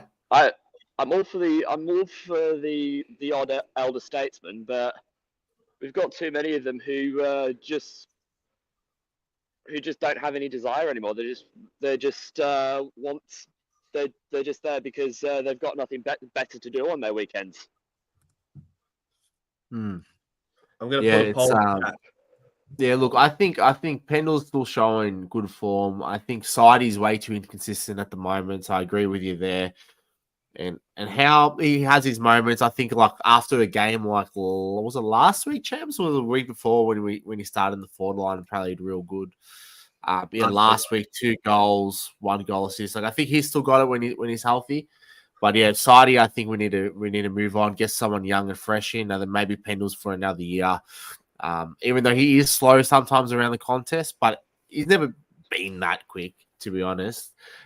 He's always been an elite ball user and cool and calm and collected with the ball. But yeah, maybe that's our soft spot, champs, with Pendles there. Like I was quite annoyed when I read in the Herald Sun that Sidebottom and Hoskin Elliott are seeking extensions, because why should we prioritize the over 30s over the younger ones? Like I should be reading Reef McInnes and Joe Richards are nearing extensions, because they're the future. Like they'll be, both of them will be there in 5 years. What are the chances of Sidebottom, Hoskin Elliott, Pendlebury, Howe, Crisp, Elliott, Co? What are the chances of their being there in 5 years' time? 0. It's like you've got to think 5 years ahead. So Magpie, with that in mind, right? So say next year, starting next year, we get rid of your Howe, your Sidey, and maybe not Pendles, maybe a Hoskin Elliott. Who steps up? Because I feel like we've seen all our youngsters, and the ones that are in there right now are the ones who have proved their worth in Harvey Harrison and Joe Richards. Outside of that, I don't have. Oh, and Rafe McInnes. I don't have much faith in the other players right now that are sort of biding their time in the VFL. I have a lot of faith in Harry Dematia. Yep, fair enough. Yep. Like I've heard, I've seen plenty of his draft. I've seen his draft interviews. Like he's the sort of guy. He's the sort of guy you want if you want to build a club. He's the sort of guy you want when you're building a club. It's like Joe Richards. I have a lot of faith in him. Yeah. You didn't mention him. But past that, if we move on the older guys like I mentioned, guys like Moore, Maynard, DeGoey, they'll be obliged to step up. They will have no choice. I see what you're saying. Yeah. TJ and Dimity is a good one. I obviously missed those. I don't know how I missed those. Joe Richards, Reef McInnes, Harvey Harrison, the ones that have been in the side for the last few weeks. They've shown promise and are worth investing in and keeping them playing in the first side. Maybe we see Edward Allen's got the pedigree. If you want to talk about that one as well, he's got the pedigree. I personally it's hard. It's hard. Magpie, like in his AFL game that he played, he was quite limited. Didn't play well with the limited opportunity. Do you watch quite a bit of VFL? Yeah, I watch it all the time. What do you see from Ed Allen that you like? Maybe enlighten everyone here because we want to know more about the man.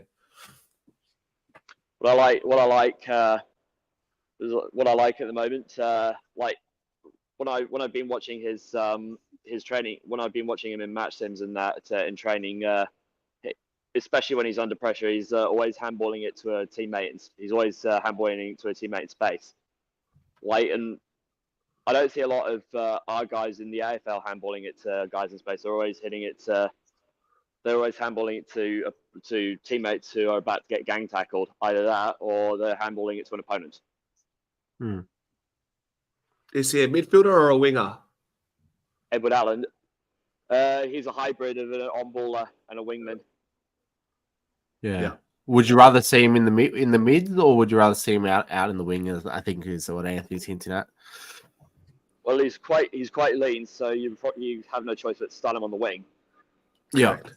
So if you have him on the wing, Magpie, I don't know what his disposal is like by foot, but when we watched him at AFL level, didn't seem like he was anywhere near it for at least that portion of the game that he played against the Dockers.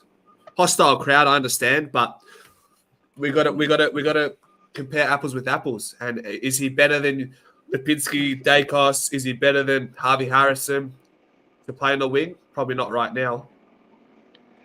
Well, a preseason does everything. Yep. Yeah, that's true. Get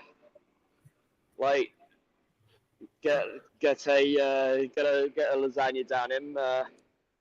Get him bulking up over the break. Yeah. And get him to bulk up over the break, and get some games into him next season. Have you like pro champs? You going? Sorry, that's you. No, you go. I was just going to ask regarding Ilary Smith. Caleb watched the game of him in the VFL. Seemed okay. Have you seen anything more from him, Magpie? I've seen a little bit of him. He looks a bit like Sam Draper. Okay. From what I see, he has the fastest 20-meter sprint, which is quite refreshing because in the draft last year, albeit I am very happy with Harry listening to his interview, but I remember in watching the draft last year, I wanted to snatch Taylor Goad before he was nicked by the Kangaroos. But as this guy points out with Smith, I'm quite happy. Just need to build him up because he'd probably be a bit raw for AFL level right now. But past that, as I say, a preseason does everything. As a preseason does everything, as I said. Past that, yeah. I also when I watched the draft last year, when I watched TJ's draft interview, I really liked the way he spoke as well. He seems like he's got a good head on his shoulders. He looks like he's gonna keep he looks like he's gonna keep. Yeah, I think Ilary Smith back on team is very athletic and like you're saying, he is quite raw. So I think with a full preseason under his belt, they'll polish up a few things. Yeah. He, like I said, like you were saying with how quick he is on 20-meter sprint, I was like looking at him. He does look quick for a ruckman and moves around quite well. But just needs that a little bit of polish just to get him up to the AFL level. Like, you know, when you see him kick the ball, he's got that ruckman style kick. You know what I mean? Like, you'll spot it from a mile away. But I think full preseason, I don't know if he sneaks in this year. Might be feeding him to the Wolves a little bit, especially, you know, you don't want to be giving him like full AFL mature age guys. You know, it is the VFL. You see that in the VFL as well, but you don't want to see any knocks or injuries that could occur to him if you throw him into the AFL. So just see him mature over the year. And, look, I think he's an exciting prospect, and that's what they said in his David Haynes said in his review of when they picked him up in the interview of Smith that he's a project, and if we can get some upside with him, you know, he can be a really good athletic ruckman, which is kind of paving the way for the future. And especially, I want to see more with Jacob Ryan as well, because I think he's going to be. I think if he could get his body right, he'll be good as well. Yeah, he's gone missing. He's gone missing in the last 12 to 18 months after he had his limited opportunity at AFL. I think he got knocked out in his first game, right, for Collingwood. Yeah, but he got knocked out by who I think is the most overrated number 1 pick in Cam Rayner. Oh. I stick fat on that one. I stick fat on saying Cam Rayner's the most overrated number 1 pick. It will take a lot to change my mind on that one. Whether he knocked out Jacob Ryan or not. But yeah, from the older guys, there's just no drive. There's no effort. There's no.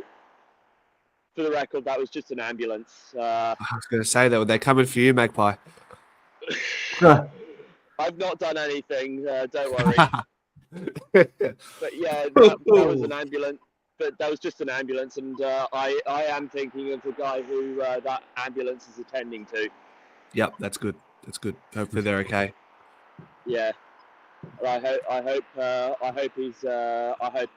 he or she is still alive when he or she is attended to. But yeah, there is just no effort from the Premiership players, as Manny a few moments ago pointed out. Like, I'll tell you what, if when I was at school, if my school reports were saying that if my school reports were saying that I was putting in as much effort as those guys did in the last few weeks, I'll tell you what, I hope my mum starves me. Because that effort is pathetic.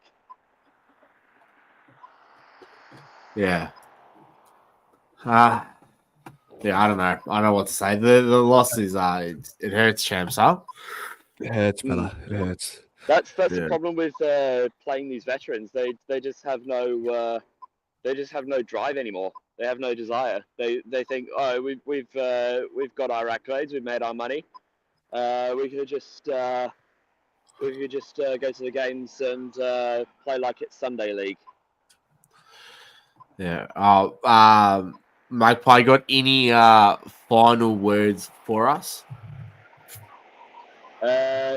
Please play the youth, Fly. Rearrange the coach. Rearrange the coaching, and I want to see Leppich go back to the back line, and I'd get Roughhead coaching the rucks, and Bolton back to the midfield, and not doing the general management.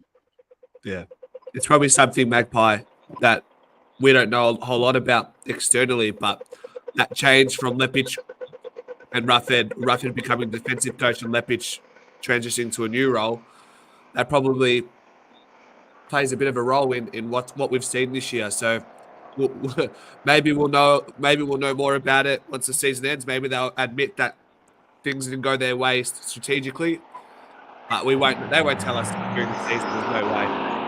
If it ain't broke, don't fix it. That's it. Yeah. McRae tried to fix something that wasn't broke. Yeah, very cool. Hopefully we find out more. Magpie, you're a legend, mate. I hope you get home safely, and we just got to keep going, right? We'll see you next week again, won't we? I'm only half a mile from home, so okay. Yeah, I shall make it home safely. All right, take care, mate. No worries. See you, mate. Take care, you too. Thanks, mate. Bye-bye. No worries. All right, we do have one more person, but just quickly, the Footy Lab. Give me 1 second. Hi, just give me one moment. Let me. Give me one moment. Thanks, Footy Lab, for the donate. $5. Appreciate it. Tough night. So it's a little bit of a, I don't know, champs, pat on the shoulder after a dreadful night in the end. So we appreciate it. Madison, Mr. Footy Lab. The Footy Lab, the man Bring himself. back the Footy Lab. All right, who have we got? Hi. Hi. Hello. How are you going?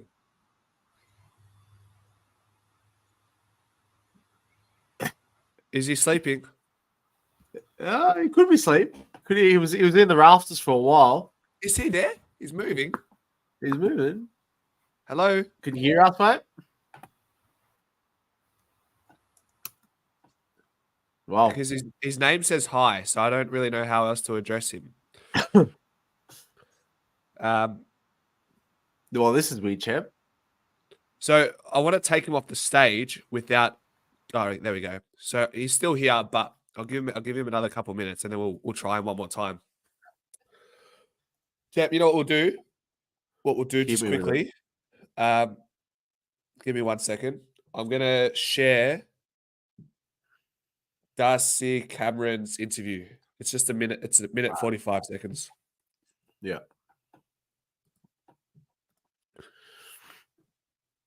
Oh, champs.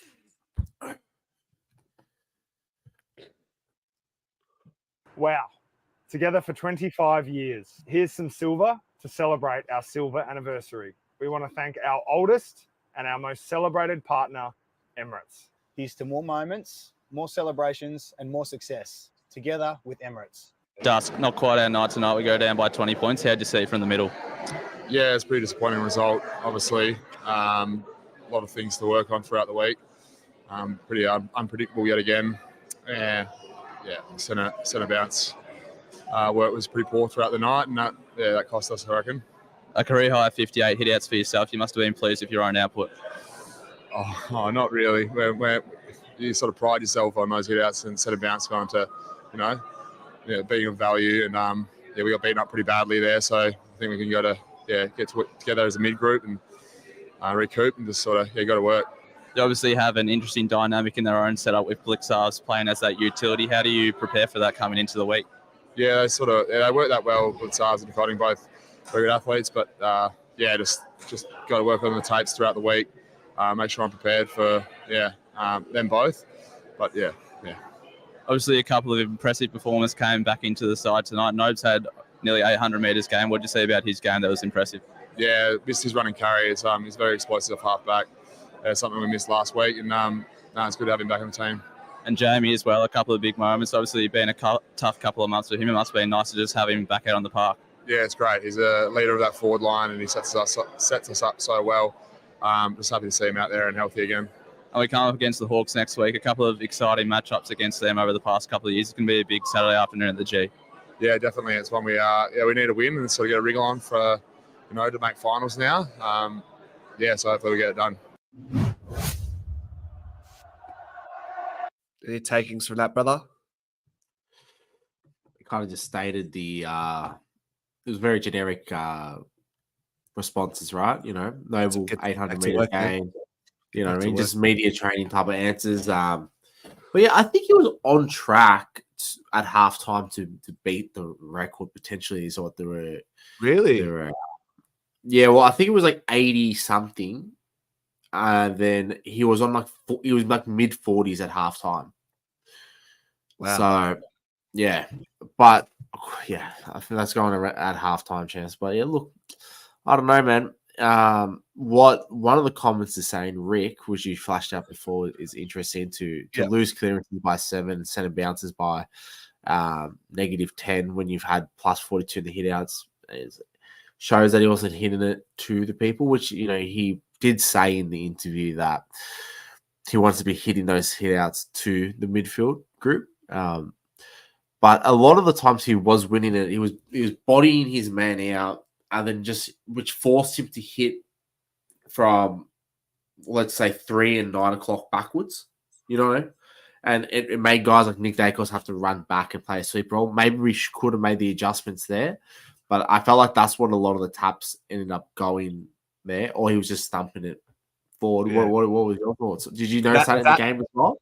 That, as well as Geelong did well to shark some of those contests, those hit outs as well. So with all those considered, I guess as a midfielder, the last thing you want to be doing coming out of a stoppage is running back towards your own goal. That's a win for the opposition, isn't it? Yeah, and they scored heavily from stoppage and centre bounce. Yeah. Champs, I've got to go to the toilet, man. I'm going to put this Noble one on. It's 2 minutes. All right, champ. Hopefully I'll be back in time for Noble.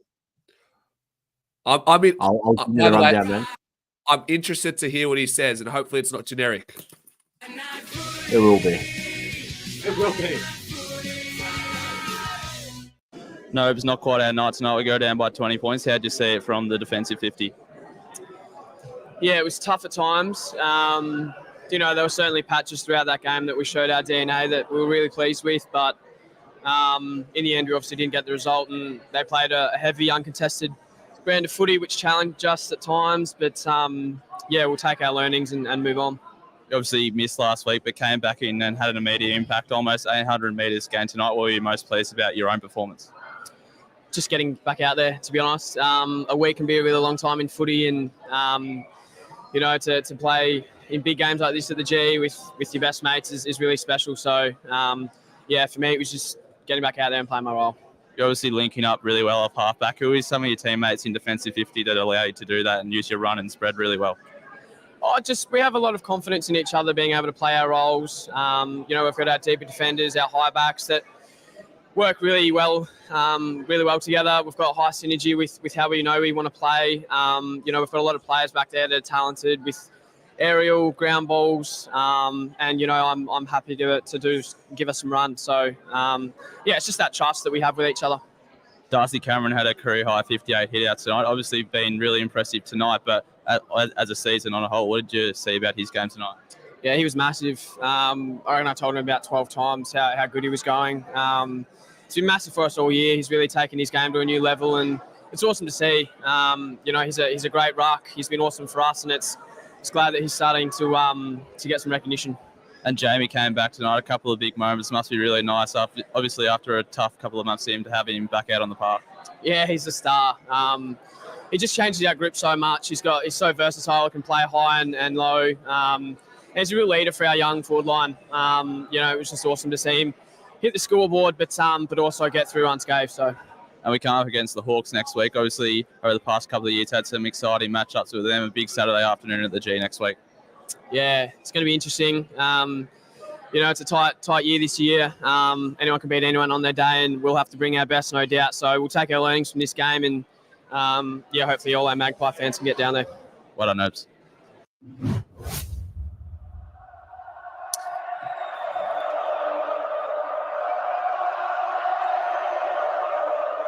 Yeah, well, like I said, nothing. Together for 25 years. Here's some How do I silver. hold this? Celebrate. Right, there we go. Yeah. I don't know. I think Noble, decent game. Maybe I'll rewatch it and see his meters gains from there and discuss again. Didn't really highlight all too much. Didn't give us too much insight. Champs. It's pretty much PC. Full credit to the boys. They had the high half forwards, deep forwards, allowing me to get the ball. And just full credit to the boys. Those ones. Just be happy to be back amongst the lads. Yeah. The first thing, just happy to be out there and playing footy again. But so Noble, what did you think of Darcy Cameron's 48 hitouts tonight? What do you think, James? It was good, man. Yeah, just full credit to the team allowing him to tap the ball like that. Fuck it off, man. Anyway. Hey, Noble, just 800 meters gained. How many targets did you hit? How many of those were to a Collingwood player, man? No. Look, man, I don't know. I think highest sort of. Yeah, how was more importantly, how was Savlaki? Well, boys, I had this massive feed. I had like a family feast of a Savlaki champ. I had a triple decker. It's kind of like a club sandwich with was meant to be shared for like 2 people. I smacked that at lunch because work provided lunch today, so got that on Uber Eats. Then you told me after eating another souvlaki for dinner, smack that as well. When it was hot, it was banging, but unfortunately, the show must go on. I couldn't be eating on stream, so got it when it was kind of lukewarm towards the cold inside, but it was still good. Wallace smacked the end of it, champs, and that was that. All right, let's see if Junior wants to have a chat. Yeah, I see him moving around adjusting his bed sheets. Hey, mate, are you still awake, brother? I am convinced. Maybe we'll let him get to sleep, champ. Yeah, I think you let him shit. All right, let him go to sleep, champ. Good night. Good night, mate. Sleep well. Don't think about Darcy Cameron coming. Darcy Moore coming across, huh? Oh goodness. Oh. Okay. Champs, that's 2 hours, man. I know, man. Going loopy, huh? Heck of a shift. Heck of a shift by Caleb today, guys, to front up against the media after another disappointing performance. Mate, I don't know what it is. Like, when did we start doing these pre and post games and watch alongs? Was it Carlton, champ?